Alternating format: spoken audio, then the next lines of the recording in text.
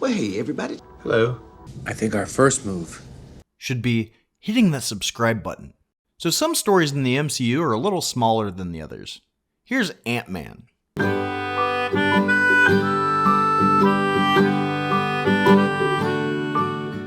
AntMan. What, you haven't heard of me? It's about damn time. There we go. So back in 1989, Hank Pym found out that Peggy, Howard, and this turd Mitch are trying to replicate a formula that he made. But it's super hard to copy. This is not some cute technology like the Iron Man suit. Mitch makes a joke about Hank's wife, and he slams his head into the table. Mitch wants to lock him up and make him give him the formula, but Howard's like, he's a good dude. Let's not do that. You really want to find out what it's like when you can't see him coming? So then we meet this guy Scott Lang on his last day of prison. His buddy Luis picks him up in this crappy brown van and tells him that he wants him to help him steal stuff. But Scott doesn't want to do that because he has a daughter and a college degree. So he gets a job at an ice cream shop. You should be very proud. Could you just take care of this idiot? Thanks. But then he gets fired for being a criminal. Baskin-Robbins always finds out, bro. He is a criminal. Baskin-Robbins don't play. So now Luis and his friends are trying to recruit him for a robbery. Across town, Hank goes to his lab to watch a test run by his protege, Darren Cross. His daughter Hope greets him, and we get the impression that they don't talk much. Would it kill you to call me Dad? Cross is using some of Hank's research to make a suit that will shrink a person to the size of a bug so they can be sneaky spies. They've also designed this peacekeeping weapon that looks really evil, so I'm sure nothing bad will happen with that later. You can't afford to be this naive. After the demonstration that didn't actually take place, that turd Mitch says he'll pay 20% over asking price for it. But Cross never gave him a number, and this is exactly why our military budget is so high. I think it's incredibly overpriced. I need it. Buy it, store it. Hope tells him that Cross can't shrink alive stuff yet, so if he gives her his suit that works, she can use it to sabotage the project. This is the most important thing in the world to him, so instead of trusting his daughter, he wants to outsource to a criminal that he's never met. He is a criminal. Speaking of Scott, he goes to see his daughter on her birthday. It's official. You're old. But her mom's fiance yells at him for being there because he owes her money. Are you kidding me? She calls him a criminal, and he gives her crap for dating a cop. So what did he do? Well, he was a whistleblower for a company that stole money from people, and then he gave it back to everyone, like Zorro. He is back to help the helpless, to befriend the friendless, and to defeat the defeatless. But they treat him like he was this career criminal, instead of somebody who had a real job and saw an opportunity to make things right illegally, but got caught. At least he's not a crook. The moment things get hard, you turn right back to crime. Hank, I'm a thief. Right? I mean, I'm a good thief. Later that night, Cross shrinks this guy Frank into goo because Frank doesn't like the idea of the Yellow Jacket falling into the wrong hands. The representatives of Hydra. They're not what they were. He goes back out into the restaurant to have dinner with Hope and talk about how they kicked Hank out of his company and what a crap dad he was to her. Well, Scott wants to be a good dad to his daughter, so he decides to commit a crime. He is a criminal. Luis told him about this house that would be empty all week, and they decide to rob it. Scott has to parkour his way up to a panel on the house. Parkour! Michael, parkour! Parkour! Parkour! Parkour! Parkour! And turn off the alarm, and then he has to make a fingerprint for a scanner. Now, this is where he should have known it was a setup. There's a secret door that's only opened by a fingerprint in an unfinished basement, but the maid is the one who told him about it. Why would she even be down there? I took a detour. Anyway, Scott gets to the safe and knows the model and material it's made of and its weaknesses. But since he specializes in electronics, that seems kind of a weird thing for him to know. What's the matter? You're not impressed? He then MacGyvers some things to get the door to pop off and finds the suit. We also see that Hank is watching from a camera strapped to an ant. So Scott takes the suit and tries it on at home. His roommates come home and he doesn't want them to see him, so he hides in the bathtub, which we know is a terrible place to hide and usually backfires.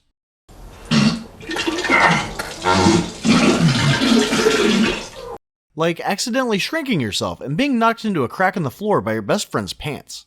Well, he has a hell of a time being tiny, so he wants to return the suit. You mean you're a pussy? Yeah. I love it when he gets cocky. When he goes to return it, the cops are there waiting for him when he comes out. He is a criminal. So Dr. Pym goes to the police station and pretends to be Scott's lawyer. And he has a bunch of ants cover up the camera for some reason, because I'm sure if there's anything they don't want the cops to know, it's going to be in the audio and not the video. Sir, I'm sorry I stole the suit.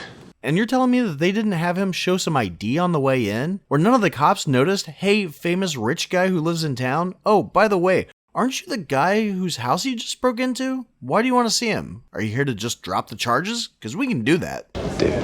Some ants bring him the suit in his cell, right as the guard is making his rounds, instead of waiting for him to pass. Are you kidding me? Pym tells him to get on a flying ant, and it takes Scott to his house. Well, the shock of all this made him pass out on the way, so they put him in some pajamas and have some ants guarding the bed. Why? Well, because he stole something he was set up to steal, and then when he went to return it the next day, Hope doesn't trust him. He is a criminal. She's also the one who got him arrested when he brought it back, because she's jealous he gets to wear it and she doesn't. She's great. Hank explains that his formula shrinks the space between the atoms to make you smaller, but your mass would be the same. So essentially, when he was on this newspaper earlier, he was still 180 pounds running on it. So I'm not sure how all this weight stuff works, because when he falls off the bathtub, he cracks the tile, but then when he fell on this vinyl record, it barely skipped. That's some kind of wizardry. Sorcery! Well, Cross wanted to recreate the formula, and when Hank wouldn't let him, he had him voted out of his company. And since his daughter wanted to protect the project too, she made the deciding vote to kick him out of the company. Wouldn't it have been protected if he was still the boss? Shut up. She didn't think Darren could do it. But when he's able to do it, she goes back to her dad. We're doomed. They've been trying to find a way to stop him, even though they could have just shut the project down as his bosses. Oh, we can handle it. We're professionals. Pym also mentions that anything that shrinks without a special helmet will have negative effects. But Cross is able to shrink a lamb in a cage, so I guess glass works like a big helmet. Either that or you have a really evil lamb right now. Which I should point out that Hope knew about the helmet and just let all these cute animals get turned into snot. You still wake up sometimes, don't you? You wake up in the dark and hear the screaming of the lamb. So Hank wants Scott to break in, steal the yellow jacket, and destroy the files on it. Hope wants to go on the mission because I know the facility inside and out. I know how Cross thinks. I know this mission better than anybody. No! Scott tries to improve the suit, but Dr. Pym tells him that messing with the regulator will make him go ultra tiny, and he could get lost or go crazy. Don't worry. It's not gonna happen. He trains with the ants to help him on the mission, and Hope helps him learn how to fight by beating the crap out of him. What the hell are you doing? She also shows why she would be a better choice. Mean pretty lady did good, Scott. But basically he's expendable, so it's cool if he dies. Crazy stupid fine. But the real reason she can't go is because her mom went subatomic to stop a missile, and he doesn't want that to happen to her too, even though he could just tell her, don't do that. Let's not dwell on the past. It's like saying, don't ever drive, because your mom went drunk driving down the wrong side of a highway blindfolded. He's right, Hank, and you know it. Scott has to go to a warehouse to get this thingy to something for a mission, but it's actually the new Avengers facility. He lands on the roof and triggers a sensor that brings Falcon up to catch him. Why would he have turned big? Oh, he didn't. It must be his weight. No, you're a lot heavier than you look. But he gets big and introduces himself to Falcon, who, I guess, pulled guard duty? And they fight, even though Scott asked nicely if he could borrow the thingy. Was hoping I could grab a piece of technology. Just for a few days, I'm gonna return it. So when he gets back to Pym's, he gets yelled at for getting caught, but then shows that he completed the mission. It's really important to me that Cap never finds out about this. Cross shows up to invite Hank to the lab to watch him see the tech that he didn't even want him to know about get sold. And because he doesn't respond with sunshine and rainbows, Darren wants to triple security and soup it up for the AntMan tech that he doesn't know actually exists. I always suspected you had a suit stored away somewhere. They now have to enter through the water main, so they just need a getaway driver, a computer tech, and someone who can turn a knob. Oh man, you know it. You know what? I get to wear a uniform. That's what's up. And of course, Scott just happens to know people that match those descriptions. Problem solved. Everything is going fine with the heist, except with Luis randomly knocking people out, without security, which is tripled up, noticing. Oh, no, Daddy don't get scared. Oh, and Paxton and Gale figured out that Pym was pretending to be his lawyer like the day after he escaped. So instead of confronting the retired guy at his house, which he's been at pretty much most of the time and they know the address, they decide to stake out his old company on the off chance he'll decide to work one night. Dr. Pym? Yes, I'm still alive. So Dr. Pym can't get in to help, but Dave steals their car so Hank can get away. Are you kidding me? But on the other end, we find out that Darren is selling the tech to Hydra. A little over the top, don't you think, Darren? Well, they're about to turn the laser grid off so Scott can grab the suit, but neither Hank nor Hope tell him that they're in the room and Darren will notice if you come in, because he heard about a guy who mysteriously disappeared from his jail cell after breaking into Dr. Pym's place. So basically they get caught because Hank wanted to do an elaborate job interview instead of just offering a job to a man who was desperate to find a job. I mean, he could have just said, I want you to break into a place and steal some shit. Darren wants to kill them and take the Ant-Man suit, but Scott throws these get bigger ninja stars at the glass and jumps out to fight. Whoa, that's so cool, bro! During the fight, Cross shoots Hank and is all, take off the suit or I'm gonna kill you. But Hope gets the ants to jam his gun. How'd you do that, bro? And Cross runs away with the Yellow Jacket suit, Wait, I thought Daddy didn't get scared. leaving his security with instructions to kill anyone who comes out. Now, in most cases, they might think that they would get away with killing them by saying they're trying to steal military tech. But if they kill Hank, who Cross invited and is the founder of the company, or Hope, who's still the head of the board of directors, they'd probably have a problem. So he shrinks to get past them. But when he runs across this model, they're about to kill him. But then, these highly trained security guys are both taken out by a guy who went to prison for stealing a smoothie machine. 2 smoothie machines. Baskin-Robbins always finds out. Then Luis has to be reminded that the building's about to blow up, and he has to get the hell out of there. But luckily, he remembers to get the guy he tied up out of there too. Hope thinks that they're going to be blown up, but Hank has an ace up his sleeve. Or in his pocket.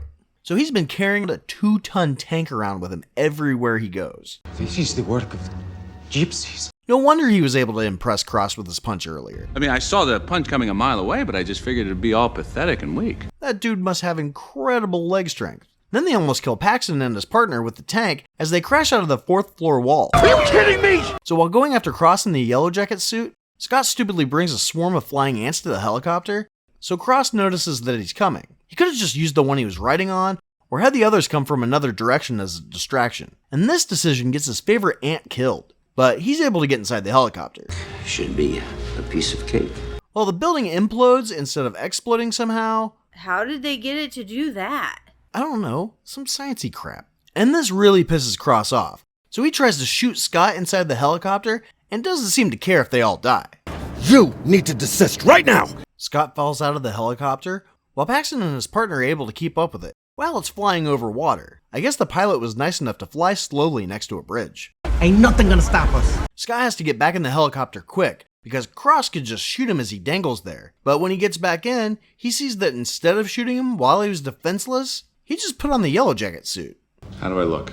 He's so ugly! I love him! And he proceeds to laser the crap out of the helicopter, killing everyone on board while they micro-fight out of the plane. So they're gonna die? No, they conveniently fell out in a briefcase that conveniently lands in someone's pool, and Cross scares the crap out of the family that lives there for trying to call the police. But he also thinks that he's in the most powerful suit in the world, so he has no reason to be scared of the cops, because he could just shrink and get away. So he kind of just does this to be a dick. You really should write poetry. But he should want the cops there. If he were able to take out a bunch of cops publicly, he could get more countries to be interested in the suit. Silly, I know. Propaganda. When Scott was able to get into the Avengers facility, it doubled the price. Thankfully, word travels fast. But they destroyed all the instructions on how to make it. Shut up. This has been an obsession of his for decades. This guy's crazy. He definitely has backups at his house. That's what backups are for. They took the backups of our backups. They were extremely thorough. Anyway, Scott saves the family and zaps Cross. But Paxton and Gale come and use excessive force on Scott while he's trying to talk to them. I think Paxton's just really annoyed about how much trouble he caused. Are you kidding me? But Cross is still alive and goes to attack Cassie. But Scott comes in and shrinks Darren, but for some reason doesn't yell at Cassie to run outside when he sees her go in the closet. Anyway, he shrinks onto her train set and throws the caboose at Darren. But he just blows it up. But he is able to knock him off the train with the Lincoln Log Bridge, and then Thomas the Train Engine runs him over. That's awfully dramatic. He throws Thomas at Scott and accidentally enlarges it. Are you kidding me? And an ant. And after seeing the giant toy train, Paxton finally goes inside to protect the 5-year-old instead of just watching, but runs into a few hiccups. Are you kidding me? Scott realizes he's got to go subatomic to destroy his suit, and Darren implodes. That's like some David Copperfield shit. But Scott keeps shrinking and shrinking, and he knows he's got to try something. So he puts one of the grow bigger circles in his regulator, and it works. That was completely irresponsible and dangerous. Well done. So now that there's no danger at all, the police come in to help. All right, Princess, let's get back to work. While Dr. Pym's a little disappointed that Scott can't remember what the quantum realm is like, And Paxton destroys some evidence from the night Scott was arrested, so he doesn't have to go back to jail. Your fiance is an asshat. And since Scott didn't screw up too bad, Hank lets Hope have her own suit. Also, that turd Mitch stole one of the serums, and we find out that Falcon's looking for Scott. I'm a little surprised myself. I have to get somewhere. I'll see you later. I'll miss you, Scott. Not if you subscribe. Thank you very much, everybody. I will escort you out now.